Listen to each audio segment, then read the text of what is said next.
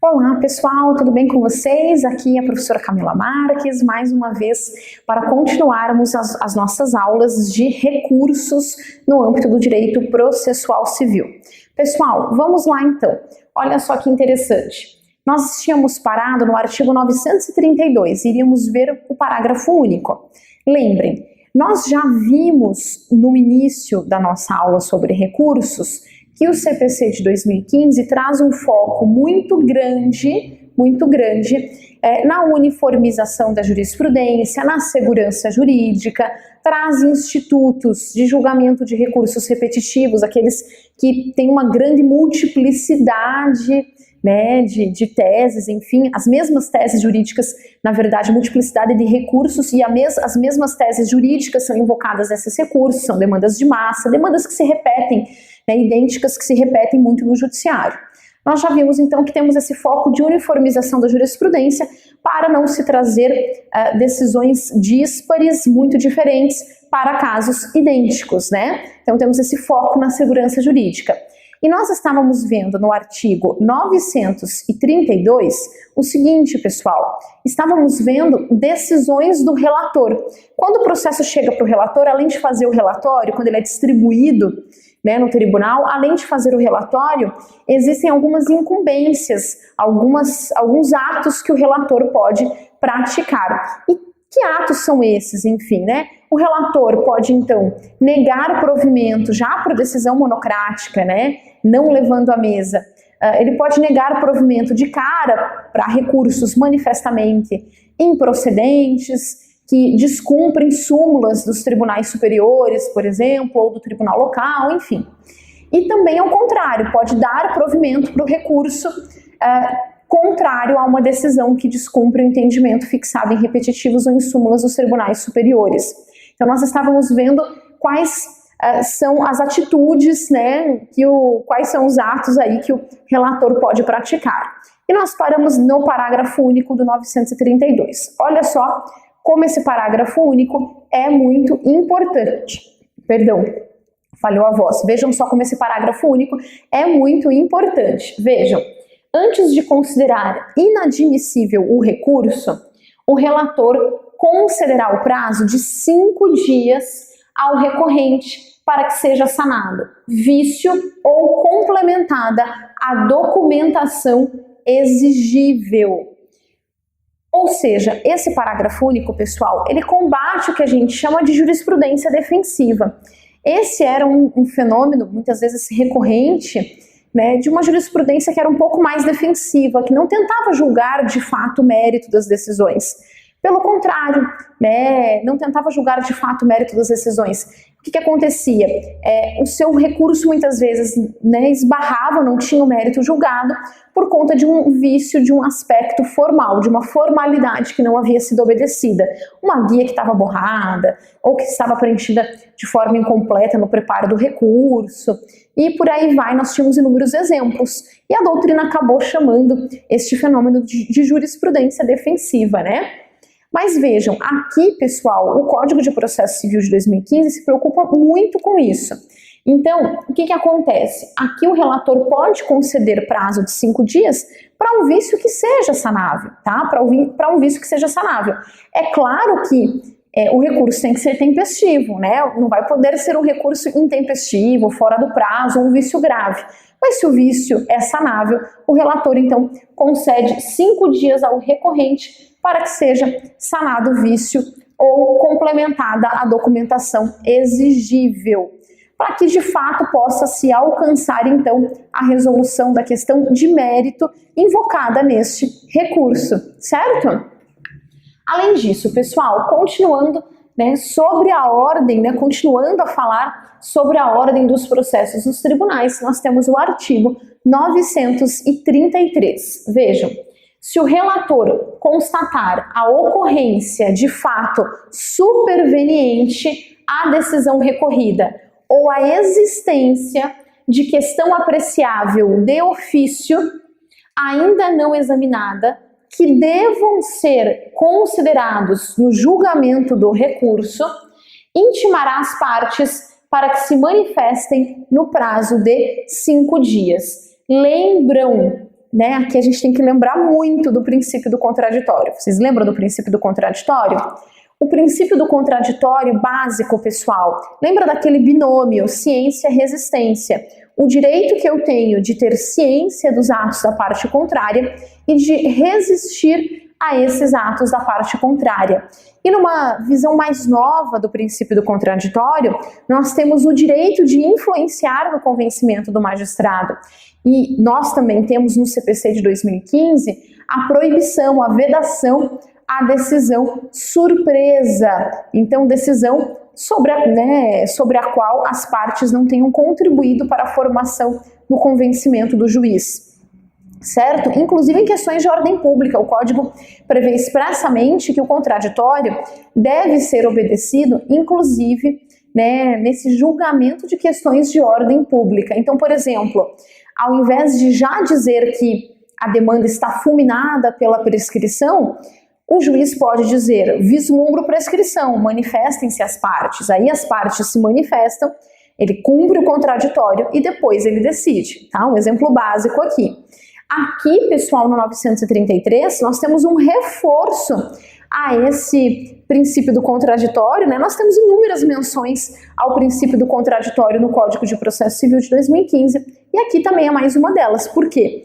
Porque, vejam, aqui, se tiver uma questão nova, superveniente à decisão recorrida, trazida, então, pelas partes, por uma das partes, algo que aconteceu de novo, o juiz tem que pedir para as partes se manifestarem, então, em 5 dias, certo? E sob pena de se ter, né, nulidade da decisão, eventualmente, porque não cumpriu, então, a regrinha básica, né, o princípio do contraditório, certo?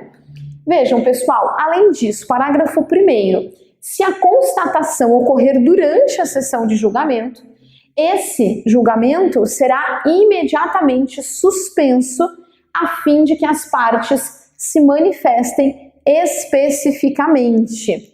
Além disso, parágrafo 2º, pessoal, se a constatação se der em vista dos autos, deverá o juiz que solicitou essa vista dos autos encaminhá-los ao relator, que tomará as providências previstas no caput deste artigo, intimando as partes para se manifestarem então, e em seguida solicitará a inclusão do feito em pauta para julgamento, com submissão integral da nova questão aos julgadores, certo? Além disso, pessoal, olha só, 934. Em seguida, os autos serão apresentados ao presidente, que designará dia para julgamento, ordenando em todas as hipóteses previstas neste livro a publicação da pauta no órgão oficial. Então, claro, deve ser dada publicidade, informado nos autos, também a publicação da pauta deve ser dada publicidade, deve ir para o diário, enfim, né, para que as partes tenham ciência de que vai ser julgado, então, o recurso e, eventualmente, dependendo do recurso, para que as partes possam, então, fazer sustentação oral, né, ou, enfim, né, entrega de memoriais, fazer todo, né, o planejamento para que isso seja julgado da melhor forma possível, certo? 935. Entre a data de publicação da pauta e a da sessão de julgamento, decorrerá pelo menos o prazo de 5 dias, incluindo-se em nova pauta os processos que não tenham sido julgados, salvo aqueles cujo julgamento tiver sido expressamente adiado para a primeira sessão seguinte. Então vejam que entre a data de publicação da pauta e a sessão de julgamento, né, nós temos então que ter pelo menos o prazo de 5 dias, certo? As partes será permitida vista dos autos em cartório após a publicação da pauta de julgamento. Claro, porque elas precisam, né, principalmente aí no processo físico, né, no âmbito do processo físico. O processo eletrônico é mais fácil, mas no âmbito do processo físico a parte então precisa poder ver esses autos, né, já que foi pautado para julgamento. Afixar-se-á a pauta na entrada da sala de julgamento em que se realizar a sessão, certo? Além disso, pessoal, 936 também é um dispositivo importante. Vejam só, ressalvadas as preferências legais e regimentais, os recursos, a remessa necessária e os processos de competência originária serão julgados na seguinte ordem. Então vejam, com preferência então na pauta, aqueles os quais houver sustentação oral, observada a ordem dos requerimentos, os requerimentos de preferência apresentados até o início da sessão de julgamento, aqueles cujo julgamento tenha iniciado em sessão anterior e os demais, derrubei aqui os demais casos, certo, pessoal? 937. Na sessão de julgamento, depois da exposição da causa pelo relator, o presidente dará a palavra sucessivamente ao recorrente, ao recorrido e, nos casos de sua intervenção, ao membro do Ministério Público também, certo? Pelo prazo improrrogável de 15 minutos para se fazer, então, a sustentação oral, certo? E vejam, a fim de sustentarem suas razões nas seguintes hipóteses, nos termos da parte final do caput do artigo 1021. Então vejam, pessoal, aqui são as hipóteses de cabimento de sustentação oral. Em quais recursos a parte pode, as partes, os advogados das partes, podem então fazer sustentação oral, tá? Isso aqui é bem importante. Vejam, 937, no recurso de apelação, no recurso ordinário, no recurso especial, no recurso extraordinário, nos embargos de divergência, na ação rescisória, no mandado de segurança e na reclamação, no agravo de instrumento interposto contra decisões interlocutórias que versem sobre tutelas provisórias de urgência ou de evidência. Então vejam que não são todos os casos de agravo, só aqueles que versam sobre tutela provisória de urgência ou de evidência. Em outras hipóteses previstas na própria lei ou no regimento interno do tribunal, certo? Deem uma olhadinha nos parágrafos do 937, mais uma tarefinha de casa para vocês lerem os parágrafos que contêm alguns outros detalhes a respeito da sustentação oral também. Mas o que vocês mais precisam fixar são em quais ações autônomas, como na rescisória, enfim, e em quais recursos essa sustentação oral é cabível, certo? Então os incisos são mais importantes, mas deem uma olhada nos parágrafos também, pessoal. E vejam, 938, a questão preliminar suscitada no julgamento será decidida antes do mérito, deste não se conhecendo, caso seja incompatível com a decisão. Então vejam que aqui também é uma consideração importante, porque pode ser que exista uma questão preliminar suscitada no julgamento e uma questão preliminar da qual dependa o julgamento de mérito. Se isso acontecer, então, é claro que a decisão não poderá ser proferida sem antes não se conhecer a questão preliminar, certo? E vejam aqui, pessoal, o parágrafo 1º, mais uma vez, trata de vício sanável. O Código trata de vício sanável. Constatada a ocorrência de vício sanável, inclusive aquele que possa ser conhecido de ofício, o relator determinará a realização ou a renovação do ato processual no próprio tribunal ou em primeiro grau de jurisdição intimadas as partes. Então vejam, aqui, pessoal, se o vício é sanável e o relator do processo verifica que existe um vício sanável, ele então, é claro que se é um vício que pode ser constatado de ofício sem requerimento das partes, o relator determina então a realização, a renovação deste ato processual que contém um vício sanável, certo? Pessoal, além disso, cumprida a diligência de que trata o parágrafo 1º, o relator, sempre que possível, prosseguirá no julgamento do recurso. Então, cumpre a disposição do parágrafo 1º, certo? A correção desse vício sanável, a realização novamente do ato. E cumprida essa diligência, o relator prossegue, então, no julgamento do recurso, certo, pessoal? Além disso, reconhecida a necessidade de produção de prova, o relator converterá o julgamento em diligência. Isso é muito importante, julgamento em diligência, que se realizará no tribunal ou em primeiro grau de jurisdição, decidindo-se o recurso após a conclusão da instrução. Então vejam, pessoal, aqui também é muito importante, né? Conversão do julgamento em diligência pelo relator. E essa diligência pode ser realizada no primeiro grau ou no tribunal. Algo comum que eu já vi algumas vezes é a complementação dos quesitos da perícia. Muitas vezes o relator entende que o perito deve se manifestar complementando, ele faz mais, ele converte em diligência esse julgamento, por quê? Porque ele faz mais quesitos complementares para melhor esclarecer a causa e pede para o perito, então, em primeiro grau, né, se manifestar, responder esses quesitos complementares, certo? E aí sim, isso vai para o tribunal e ele julga depois dessa nova manifestação do perito. Esse é um exemplo básico de conversão em diligência, certo?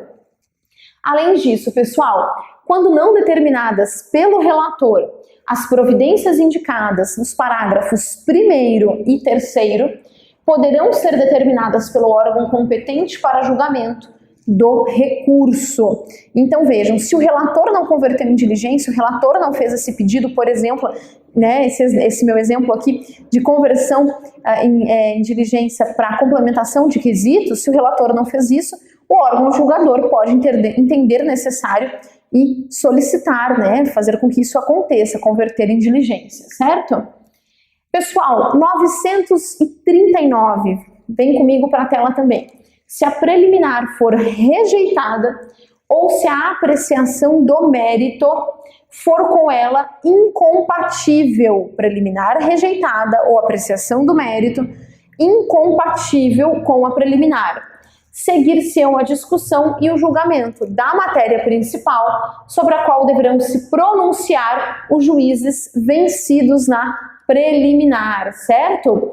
Preliminar rejeitada, então, ou incompatível com a resolução do mérito.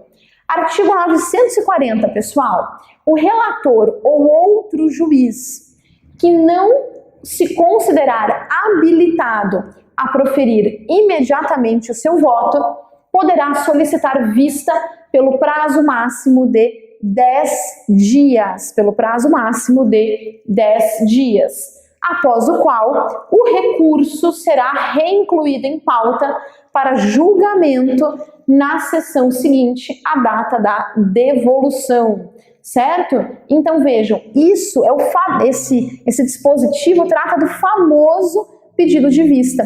Um dos julgadores, então, pode fazer esse pedido de vista e devolver para se incluir na sessão seguinte. E é melhor que assim o faça. Muitas vezes nós chegamos para a sustentação oral, né, alguém pede vista e a gente fica, né, principalmente quando pede antes da sustentação, às vezes os advogados, né, nós advogados ficamos um pouco receosos, mas é bom, é ótimo, porque isso significa que aquele julgador está pensando melhor sobre o caso, ele pede vista justamente para pensar melhor. Então, quem sabe, né, pensando melhor, acaba saindo aí um provimento de recurso, não é mesmo? Mas isso é muito comum na prática, no dia a dia do tribunal. Além disso, pessoal, verifique os parágrafos em casa do 940, que também são parágrafos importantes, certo? Vão anotando aí para vocês conferirem alguns dispositivos em casa.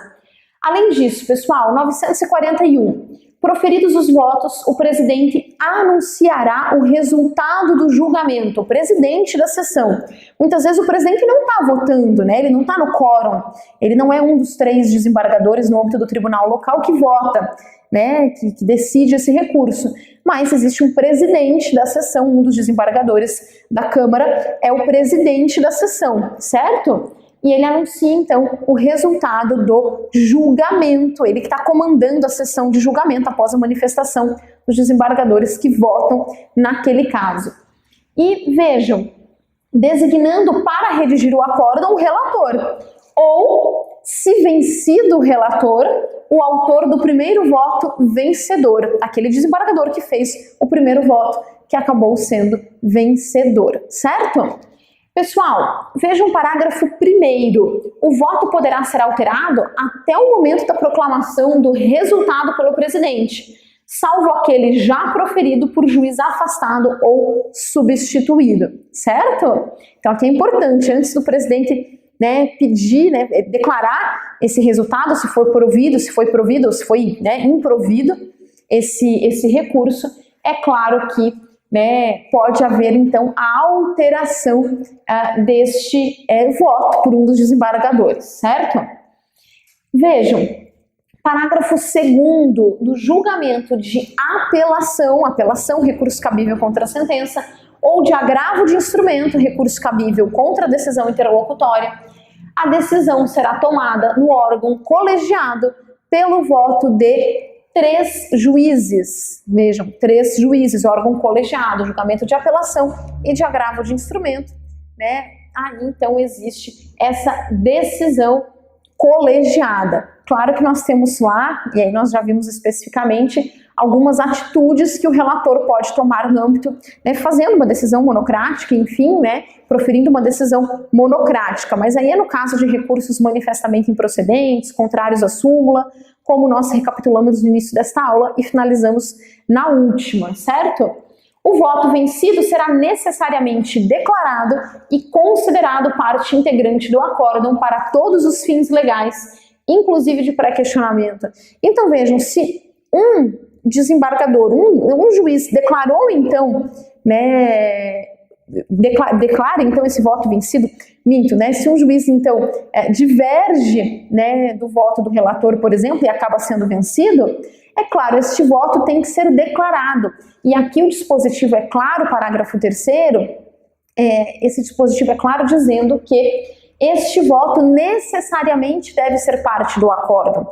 Então vejam, isso é muito comum quando a gente lê uma decisão também do STF, assim, enfim, do tribunal local não vai ser diferente. Tem um voto vencido, deve ser parte integrante do acórdão, certo?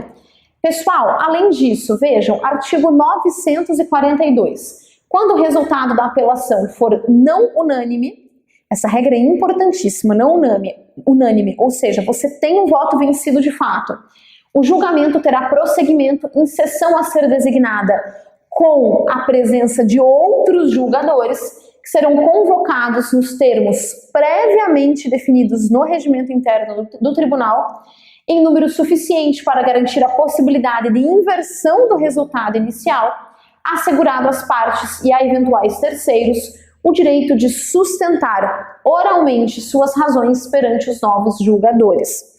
Então, antes, no âmbito do tribunal local, nós tínhamos que protocolar um recurso específico para tentar fazer valer aquele voto vencido. Então, veja, você teve um julgamento não unânime, você perdeu. Então, você teria interesse em recorrer novamente, tentando fazer prevalecer aquele voto que havia sido vencido. Agora, no âmbito do tribunal local, você não precisa mais protocolar, não existe mais uma figura no âmbito do tribunal local para isso, embargos e divergência. Não, isso é só no âmbito dos tribunais superiores, nós vamos chegar lá.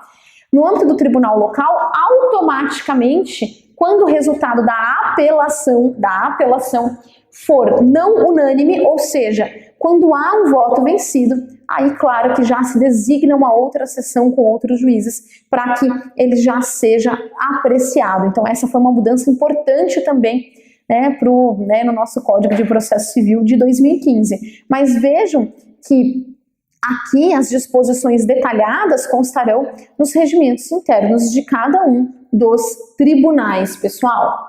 Além disso, parágrafo 1º, que também é importante para o nosso estudo aqui. Sendo possível o prosseguimento do julgamento, dar-se-á na mesma sessão, colhendo-se os votos de outros julgadores que porventura componham o órgão colegiado. Então isso pode ser feito na mesma sessão se existem outros desembargadores da Câmara ali presentes que compõem esse órgão colegiado também. Os julgadores que já tiverem votado poderão rever seus votos por ocasião do prosseguimento do julgamento. Então vejam que aí é uma oportunidade de rever o voto, quando for o caso.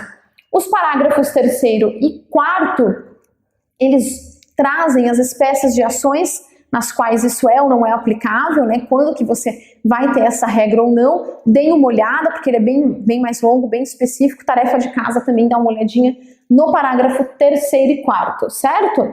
E aqui, pessoal, na sequência destes dispositivos, depois do 942, nós temos alguns outros detalhes sobre a publicação do acórdão, enfim, que não são, assim, artigos tão fortes, digamos assim, não são artigos candidatos tão fortes nas provas de concurso, mas deem uma olhadinha em casa também em detalhes de publicação desse acórdão, enfim, mas é algo bem detalhado, bem específico, esses artigos, esses poucos artigos subsequentes, mas que em regra não são foco de concurso, certo? Pessoal, na próxima aula nós veremos incidente de assunção de competência que está previsto no artigo 947. E aqui é muito importante a gente explicar que, vejam, nós iniciaremos o estudo de incidentes, de ações autônomas de impugnação, certo? Então, por enquanto, até aqui, nós vimos a ordem dos processos nos tribunais, regras gerais, ordem dos processos nos tribunais, regras gerais, quais recursos ou quais ações autônomas de impugnação podem ter, então, procedimento de sustentação oral. Nós vimos regras gerais dos tribunais, nós vimos que o foco é que os tribunais, o foco do CPC de 2015 é justamente, né, nessa segurança jurídica, nessa uniformização de jurisprudência. Então, nós vimos apenas regras gerais da ordem dos processos nos tribunais de uma forma geral. A partir já do próximo tempo de aula, nós veremos esses incidentes específicos. Nós veremos, por exemplo, incidente de assunção de competência do 947, o incidente de arguição de inconstitucionalidade, certo? Também veremos conflito de competência, homologação de decisão estrangeira, ação rescisória. Vejam quantos dispositivos aqui nós veremos. Incidente de resolução de demandas repetitivas e reclamação. E aí sim, depois de ver todos esses incidentes, todas essas ações autônomas de impugnação, aí sim nós passaremos ao estudo dos recursos que são meios de impugnação internos, né, que estão dentro do processo. Aí sim, apelação, agravo, né, recurso especial, recurso extraordinário, embargos de declaração. Então, por enquanto, vimos ordem dos processos nos tribunais, regras gerais. No próximo intervalo, já veremos, então, incidentes ou ações autônomas de impugnação, e depois disso é que passaremos ao estudo dos recursos propriamente ditos, que são meios internos de impugnação das decisões, internos ao processo. Obrigada, pessoal. Até já!